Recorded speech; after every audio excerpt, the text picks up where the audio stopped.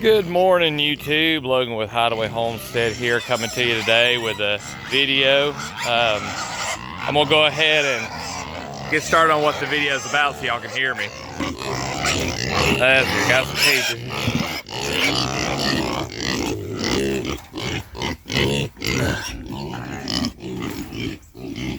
Alright, that's got enough peaches in there for everybody to have one. So today I'm making a video. I missed yesterday. Today it was a long day. A little bit of a dad joke there. It was the longest day of the year, I believe, daylight wise. And so I was out doing some work and also did some fishing. So I missed the video last night or yesterday, evening.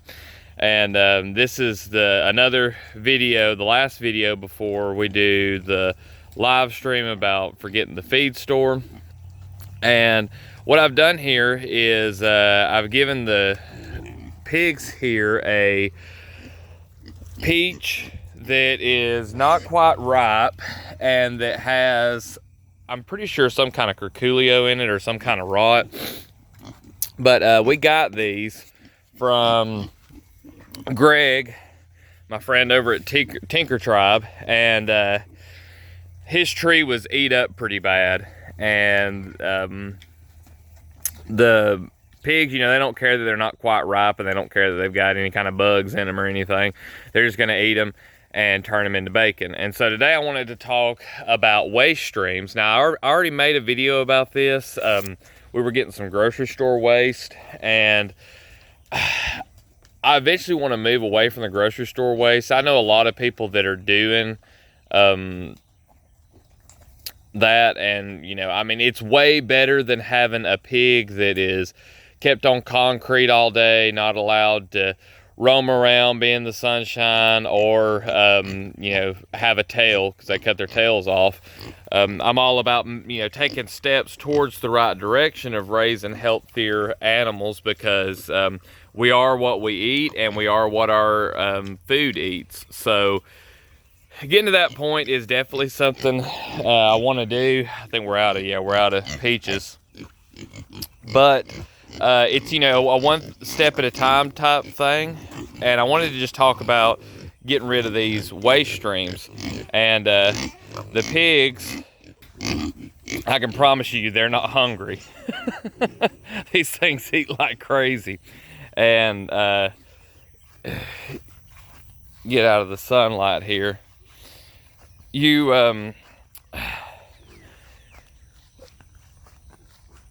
have these pigs that are basically just little garbage disposals, and there's so much waste that can be put through them.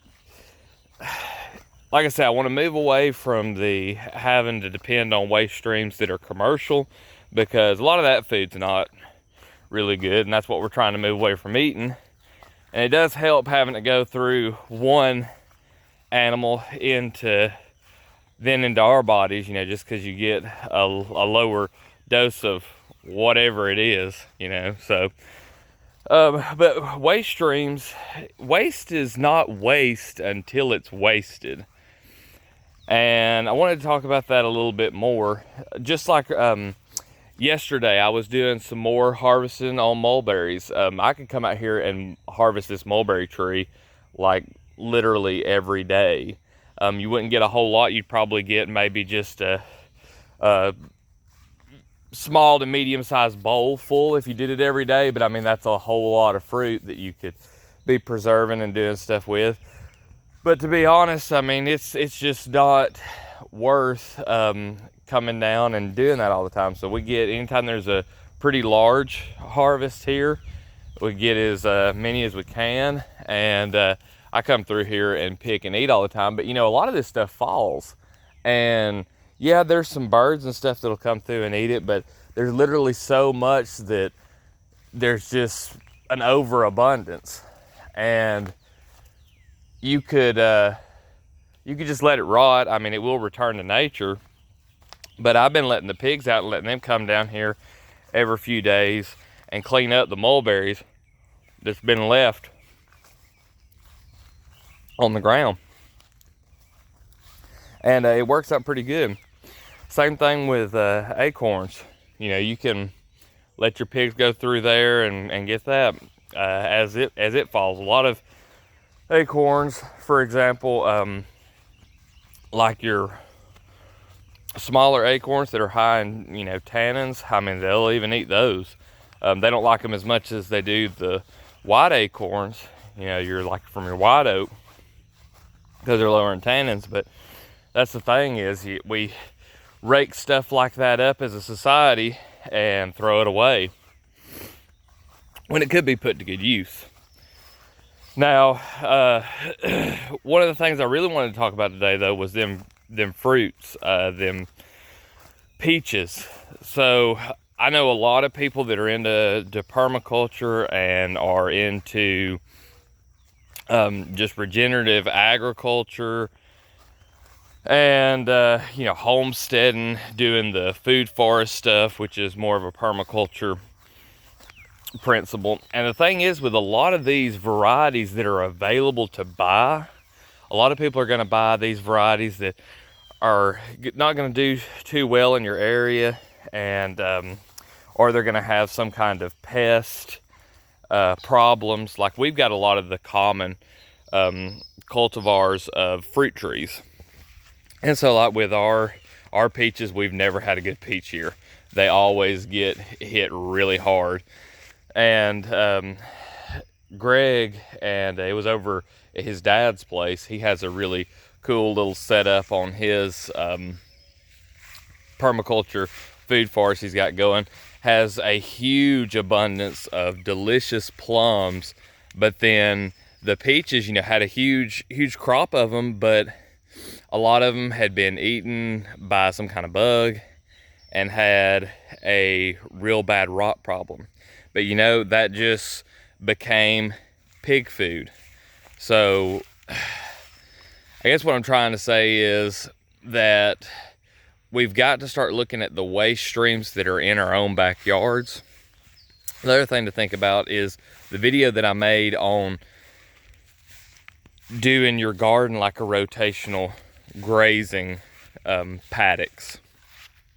You could easily, with people that are gardening around you, even if they do use, like I don't like pesticides, I don't like herbicides, but if they use some of that stuff, it's way better than just getting the stuff that's, you know, sprayed with feces in Mexico from the grocery store.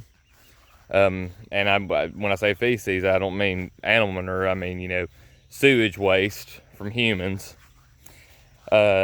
You know, you get stuff like that, and it's not going to be as good as your neighbor down the road. May not do gardening like you like it exactly, but a lot of times they always plant too many squash plants, or too many of this, too many of that. I remember one time I had a neighbor, and he was given, I think it was like 40 or 50 pepper plants, and they were banana peppers.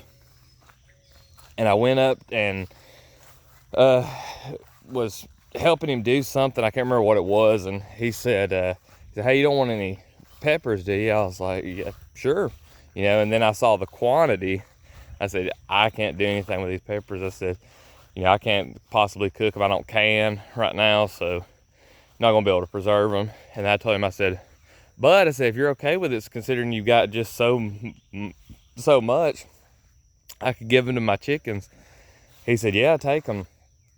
So the chickens got a whole bunch of peppers that year.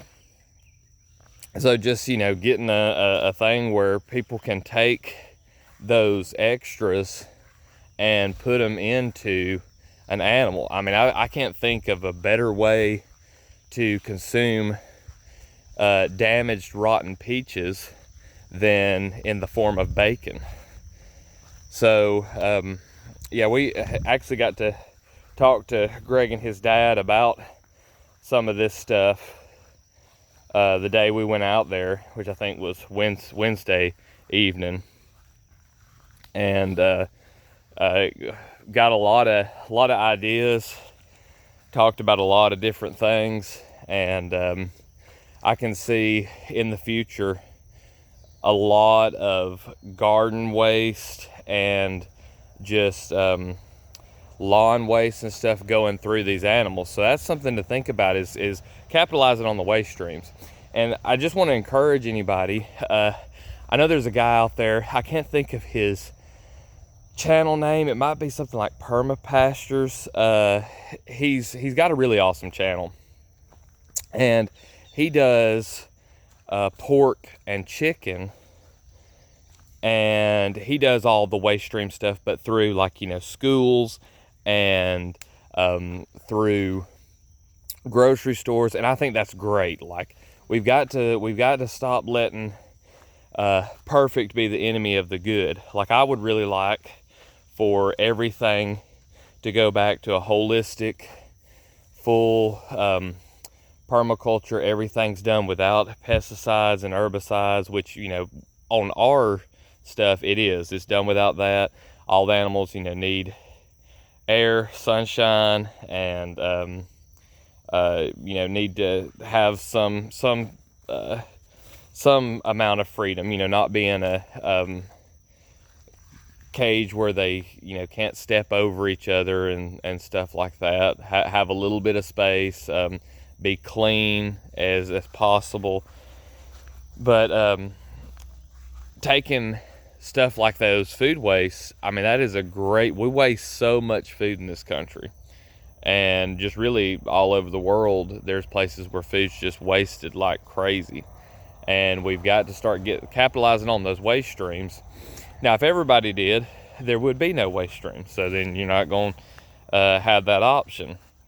But for the time being, I would not discourage anyone from going that route. To me, if you could get some pigs or some chickens and run a little composting operation, and you fed your pigs and your chickens all off of school waste or grocery store waste, or, you know, from a nursing home, whatever it is, all that food waste, that is going to be 10 times better than getting your food at the grocery store. And there are customers for that. Now, I know people that want, you know, for sure non-GMO, or they want organic, which organic has been so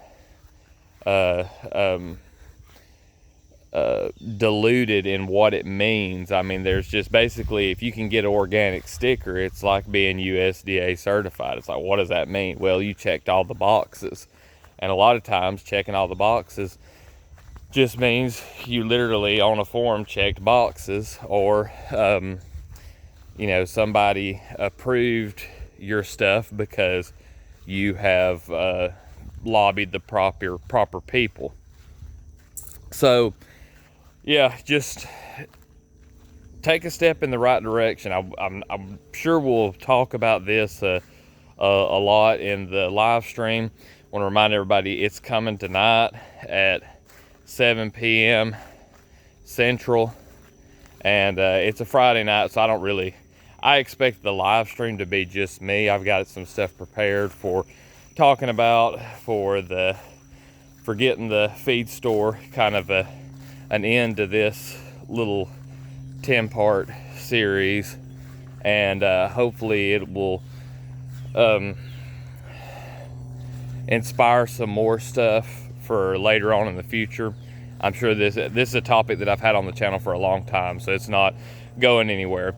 I just won't be doing it as much for the next couple of weeks.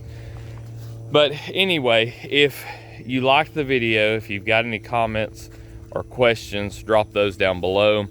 And if you haven't subscribed to the channel, go ahead and do so. I drop a video like this every day, Monday through Friday.